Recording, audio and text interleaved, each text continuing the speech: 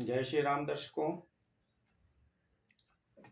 होलाष्टक वाला वीडियो आपने देख लिया होगा। अब आपके मन में कुछ कौतूहल हो सकते हैं, कुछ प्रश्न हो सकते हैं। जैसे क्या देश के हर क्षेत्र में मान्य है होलाष्टक? क्या प्रतिबंध जो 16 संस्कारों पर लगते हैं वो सभी जगह मान्य है, या सिर्फ कुछ क्षेत्र विशेष तक ये सीमित होकर के रह गया है? ये जानना जरूरी है। इसके जाने बगैर पहली वाली वीडियो पूर्ण नहीं होती है। तो आइए जानते हैं इस वीडियो में कि क्या देश के हर क्षेत्र में मान्य है होलाष्टक? क्या देश के चप्पे चप्पे पर होलाष्टक की सारी प्रतिबंधें लागू होती हैं? आइए देखते हैं। तो अगर शास्त्रों की माने और अगर धर्म शास्त्रों की माने तो होली से ठीक 8 दिन पहले फाल्गुन मास के शुक्ल पक्ष के अष्टमी से हर तरह के शुभ कार्य जैसे विवाह, गृह प्रवेश, सगाई, मुंडन संस्कार और कई प्रकार के शुभ कार्य वर्जित माने जाते हैं। क्यों? क्योंकि इन 8 दिनों को होलाष्टक के नाम से जाना जाता है। कुछ ही लोग जानते हैं कि ये होलाष्टक देश के सिर्फ कुछ क्षेत्रों के लिए मान्य है। सभी जगहों पर, भारतवर्ष के सभी जगहों पर होलाष्टक के प्रतिबंध लागू नहीं होते। सिर्फ कुछ ही क्षेत्रों में होलाष्टक के प्रतिबंध लागू होते हैं। इसके लिए हमने मुहूर्त चिंतामणि को रेफर किया और मुहूर्त चिंतामणि के श्लोक नंबर 40 में ऐसा लिखा हुआ है, विपाशा शैरवातिरे सुतुद्रयाश्च त्रिपुष्करे विवाहादिशुभे निष्ठम होलिका प्राग्दिग्नाष्टकम।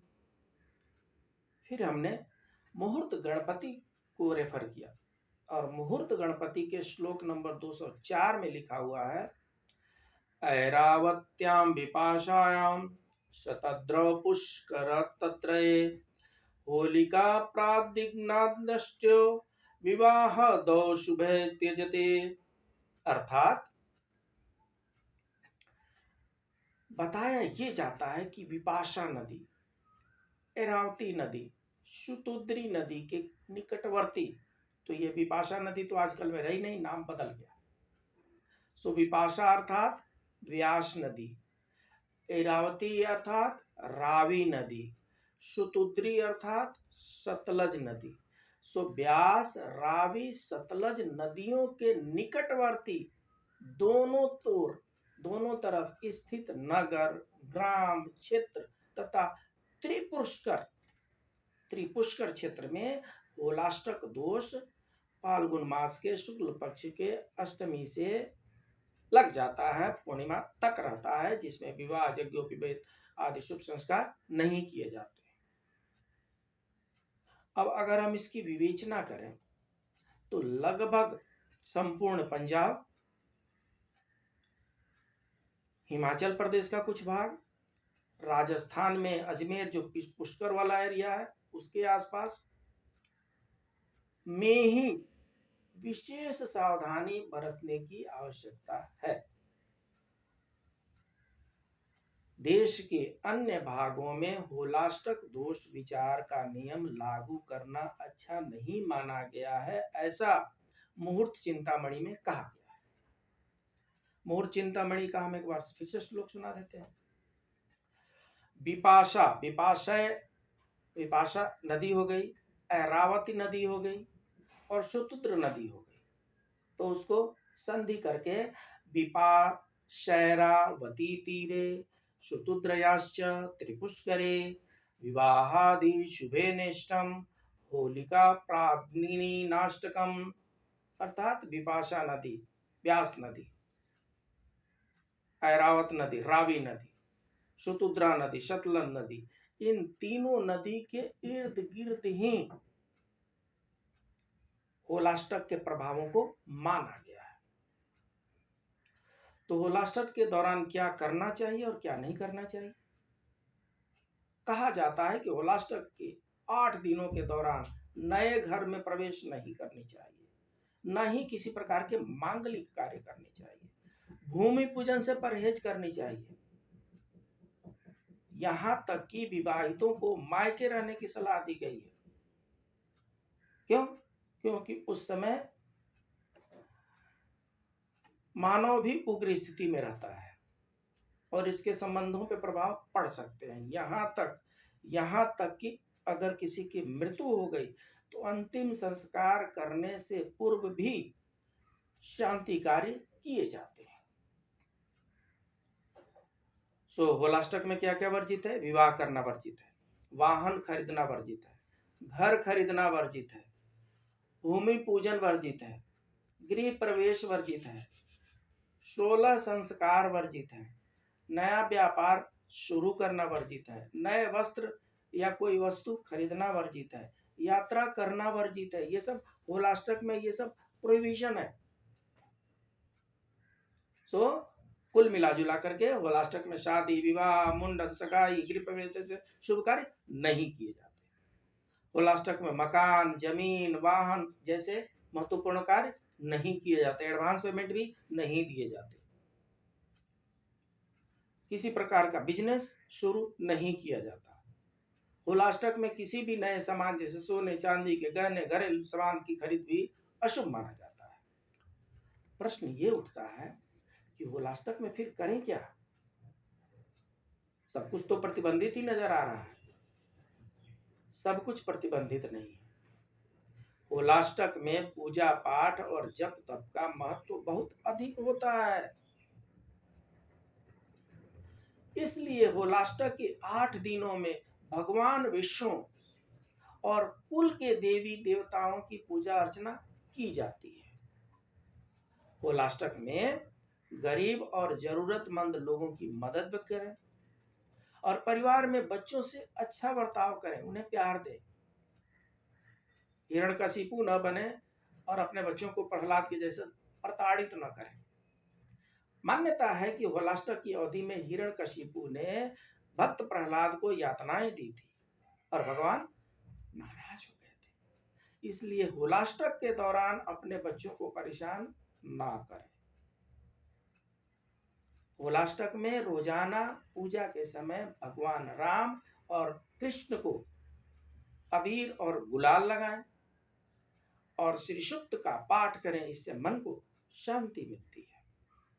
होलाष्टक के में रोजाना भगवान शिव की पूजा करें और महामृत्युंजय मंत्र का जाप करें, इससे जीवन में आने वाली हर तरह की बाधाएं खत्म हो जाती है।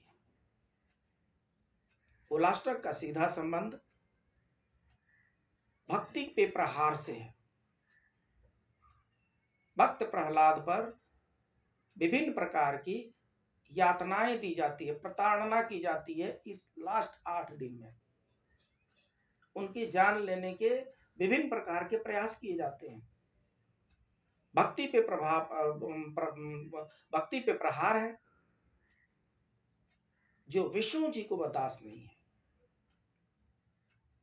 तो इसलिए होलाष्टक में विष्णु जी का पूजन उचित बनता है।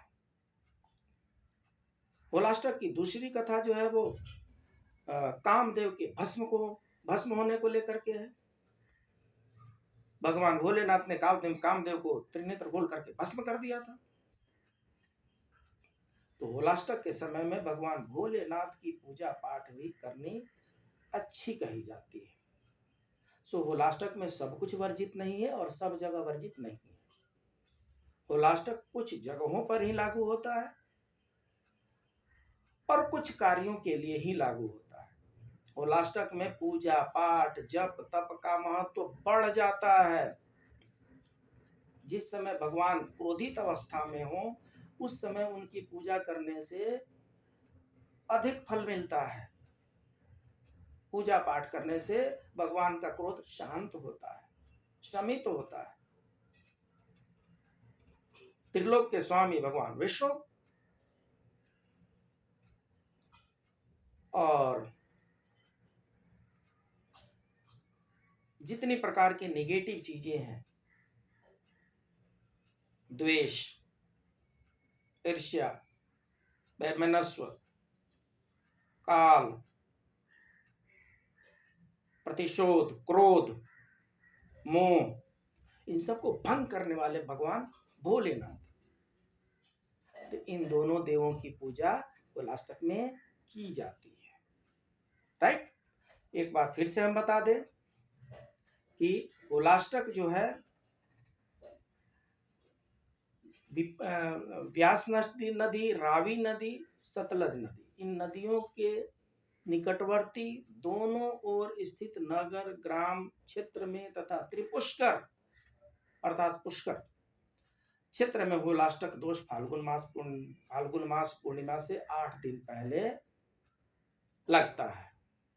बाकी जगहों पर इसको लागू नहीं किया गया है, बाकी जगहों पे लागू करना इसको शास्त्र सम्मत नहीं माना गया है। इन ऑल कंडीशन भगवान विष्णु की पूजा तो कर ही सकते हैं, भोलेनाथ को तो जल चढ़ा ही सकते हैं।